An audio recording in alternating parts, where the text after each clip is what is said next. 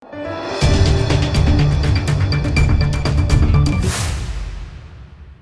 દર્શક મિત્રો, આપ જોઈ રહ્યા છો લોકમૈત્રી ન્યૂઝ. હું છું એન્કર અર્પિતા પટેલ. હવે જોઈએ અગત્યના સમાચાર. ભરૂચની જેઆઈડીસીની ગટરમાંથી અજાણ્યા પુરુષના અંગોના બનાવનો ભેદ ભરૂચ લોકલ ક્રાઇમ બ્રાન્ચ દ્વારા ઉકેલાયો હતો, જેમાં મિત્રએ જ મિત્રની હત્યા કરી હતી. મૃતક સચિનના મોબાઈલમાં આરોપીની પત્નીના અંગત ફોટા હતા, જે ડિલીટ કરવા બાબતે બંને વચ્ચે તકરારમાં હત્યા કરી લાશના 9 જેટલા ટુકડા કરી અલગ અલગ જગ્યાએ નિકાલ કર્યા હતા. ભરૂચની જીઆઈડીસીની ગટરમાંથી અજાણ્યા પુરુષનો શીશ મળી આવ્યા બાદ હાથ, ધડ સહિત વિવિધ અંગો મળી આવવાના ચકચારી બનાવમાં પોલીસે હાથ પરના ટેટુ તેમજ અન્ય નિશાનો પરથી ઓળખ કરી તે શ્રવણ ચોકડી પાસે રહેતો સચિન ચૌહાણ હોવાનું બહાર આવ્યા બાદ પોલીસે તેની હત્યાનો ભેદ ઉકેલી હત્યારા મિત્રની ઉત્તર પ્રદેશથી ઝડપી પાડ્યો છે. આ ચકચારી હત્યાના બનાવનો ભેદ ઉકેલવા જિલ્લા પોલીસ વડા મયુર ચાવડાના માર્ગદર્શન હેઠળ એલસીબી સહિતની વિવિધ ટીમો બનાવી કામગીરી હાથ ધરવામાં આવી હતી.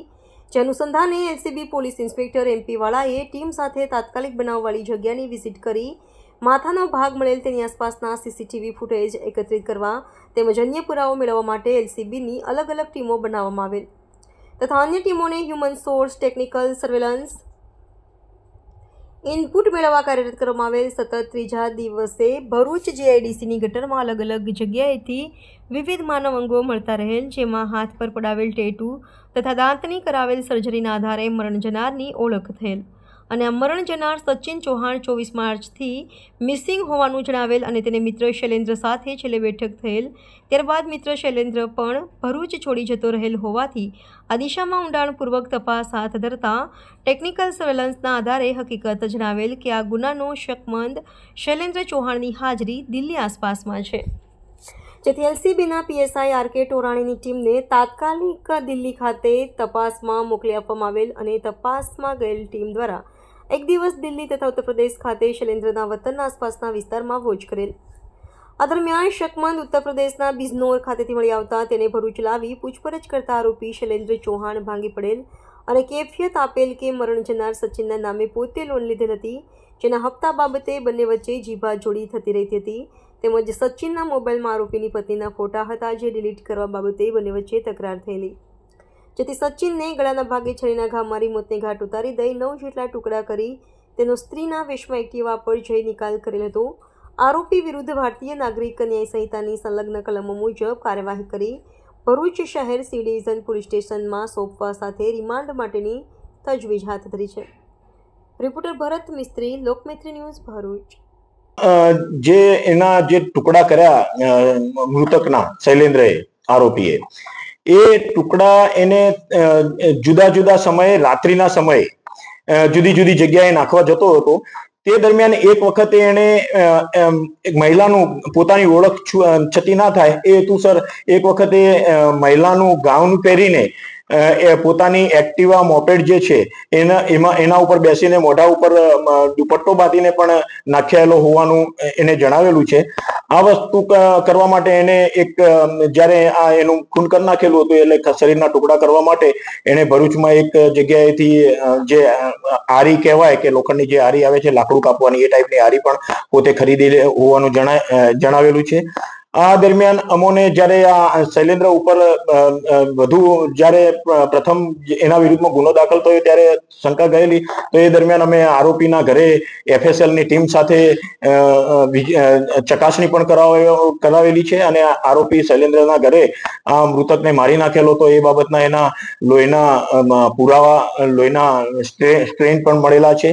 અને બીજા જે આ માનવ અંગો આને જે જગ્યાએ કયા ટાઈમે નાખેલા હતા એ બાબતે વધુ પૂછપરછ હાલ ચાલી રહી છે અને એ બાબતે આરોપીના રિમાન્ડ મેળવી આરોપીએ આજે એના લોહીવાળા પોતાના કપડા તથા મૃતકના કપડા કઈ જગ્યાએ છુપાવ્યા છે એ દિશામાં પણ અત્યારે તપાસ કાર્યવાહી હાથ ધરવામાં આવેલી છે. શૈલેષ જે આ આરોપી શૈલેન્દ્ર છે એ દહેજની એક ગ્લેનમાર્ક ફાર્માસ્યુટિકલ્સ નામની કંપનીમાં શિફ્ટ પ્રોજેક્ટ ઇન્ચાર્જ તરીકે પ્રોડક્શન વિભાગમાં નોકરી કરે છે અને આટલું બધું ઘાતકીપણું એને બતાવવા માટે એને પ્રથમ પૂછતા તો એ એવું જ કહે છે કે ભાઈ એની પત્નીના ફોટો આ મૃતક પાસે હતા અને એને બ્લેકમેલ કરતો હતો અને એને ડિલીટ કરવાનું કહેતો હતો વારે ઘડીએ, છતાં ડિલીટ નહોતો કરતો અને એના જ કારણે એને મોતને ઘાટ ઉતારેલો હોવાનું જણાવે છે. હજુ સુધી એના બે પગ પણ તો એવું કોઈ પ્રાથમિક એ અત્યારે અમને કહે છે એ જગ્યા કઈ જગ્યાએ આ આરોપીએ મૃતકના શરીરના કુલ 9 ટુકડા કરેલા હતા અને જુદા જુદા સમયે જુદી જુદી જગ્યાએ નાખેલા હતા. આરોપીએ મૃતકની ઓળખ ના થાય એના માટે પણ પૂરતી તકેદારી રાખેલી હતી, પરંતુ આ મૃતકના હાથ ઉપર જે એક છૂંદણું છૂંદાવેલું હતું અને મૃતકે ભૂતકાળમાં દાંતની ટ્રીટમેન્ટ પણ કરાવેલી હતી. ખાસ કરીને આ 2 ચિહ્નોના આધારે મૃતકની એક તો ઓળખ થયેલી છે અમને. બીજું, આરોપી ખૂબ ચાલાક છે. આરોપીએ આ બાબતમાં પોલીસ બીજી જગ્યાએ ડાયવર્ટ થાય તપાસમાં એના માટે પણ પૂરતા પ્રયત્નો કર્યા છે. જેમ કે આ મૃતકને આરોપીએ મારી નાખ્યા બાદ મૃતકનો મોબાઈલ પણ આરોપીએ પોતાની પાસે રાખ્યો હતો અને એમાંથી એ મૃતકના પરિવાર ઉપર જુદા જુદા સમયે મેસેજીસ પણ એવા કરતો હતો કે ભાઈ મેરે સે ગલતી હો ગયા છે, મેરે સે ખૂન હો ગયા છે. એ મતલબ મૃતકના ઘરવાળાને એવું લાગે કે ભાઈ સચિન જીવે છે અને સચિનથી કઈ ભૂલ થઈ ગયેલી છે. અને બીજું, આ મૃતક પાસેથી એને એટીએમ કાર્ડ પણ લઈ લીધેલું હતું અને જેનો પાસવર્ડ પણ આ આરોપી જાણતો હતો. તો પોલીસ તપાસ ડાયવર્ટ થાય એટલા માટે એને એટીએમ કાર્ડ મૃતકનું હતું એ બિનવારસી ટ્રેનમાં મૂકી દીધું હતું અને કવર ઉપર એનો પાસવર્ડ પણ લખી દીધેલો હતો. એટલે કોઈ બીજી જગ્યાએથી એ પૈસા વિડ્રોલ થાય તો પોલીસની તપાસ બીજી જગ્યાએ ડાયવર્ટ થાય એવા પણ પ્રયત્નો આરોપી દ્વારા કરવામાં આવેલા છે. એટલે હાલની પ્રાથમિક પૂછપરછમાં આરોપીએ આ રીતની હકીકત જણાવેલી છે. વધુ પૂછપરછ કરવા માટે આરોપીના રિમાન્ડ મેળવીને આગળની કાર્યવાહી તપાસ હાથ ધરાવવાના છે. લોકમૈત્રી ન્યૂઝ સાથે જોડાયેલા રહેવા અમારા યુટ્યુબ ચેનલને સબસ્ક્રાઇબ કરી ફેસબુક અને ઇન્સ્ટાગ્રામ પેજને લાઇક અને શેર કરો.